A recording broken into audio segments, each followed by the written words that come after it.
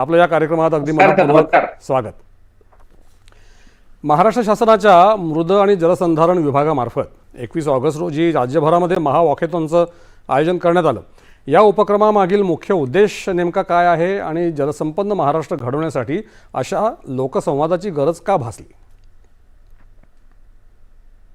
सर्वप्रथम या आमच्या जलसंधारण दिनाच्या निमित्तानं माननीय मुख्यमंत्री महोदय आणि माननीय उपमुख्यमंत्री, दोन्ही उपमुख्यमंत्री महोदय आणि आमच्या राज्याचे मृद व जलसंधारण मंत्री संजय राठोड साहेब आणि आमचे राज्यमंत्री इंद्रनील नाईक साहेब या सर्वांनी ह्या उपक्रमाला त्यांची संकल्पना मी मुळात गावापर्यंत पोहोचवण्याचा प्रयत्न केला.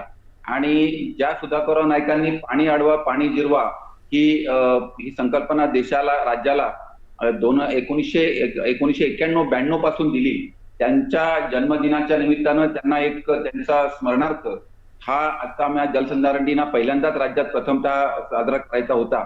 आणि त्या निमित्तानं या महाराष्ट्रातील तरुणी आणि सर्व आबालवृद्धांना एक चांगला संदेश आपल्या माध्यमातून जावा म्हणून या वॉकेथॉनचं आयोजन हे राज्यभर करण्यात आलं.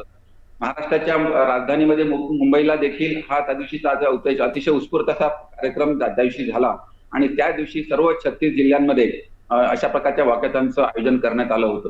या वॉकेथॉनच्या निमित्तानं आम्ही तरुणाईला साथ घातली आणि त्यांच्यासोबतच त्यांच्या तरुणाईचा जो अतिशय आवडता जो विषय तो म्हणजे रीलचा, तर त्याची एका रील चॅलेंजची स्पर्धा देखील या निमित्तानं आयोजित केली आणि त्याला उत्स्फूर्त असा प्रतिसाद या कालावधीमध्ये आम्हाला मिळालेला आहे. आणि मुळात याच्यामध्ये 2 गोष्टी आम्हाला करायच्या होत्या. ते म्हणजे गावागावापर्यंत पाण्याचं महत्व पोहोचवणे. या एल निनोच्या पार्श्वभूमीवरती महाराष्ट्रामध्ये असलेलं आताचं जे चित्र आहे त्यामध्ये बहुतेक सर्व ठिकाणी पाऊस जरी झालेला असला तरी अनेक भागामध्ये अद्यापही पावसाचं प्रमाण हे या ऑगस्ट महिन्याच्या प्रमाणात कमी आहे. आणि त्याच्यामुळे हा सगळ्यात मोठे विचारात घेता हा गावापर्यंत या पाणी संचय, पाणी संवर्धन, पाण्यामध्ये असलेली काटकसर या बाबी पोहोचाव्या म्हणून ही आमच्या या वॉकेथॉनची आणि रील चॅलेंज स्पर्धेची संकल्पना होती. सुधाकरराव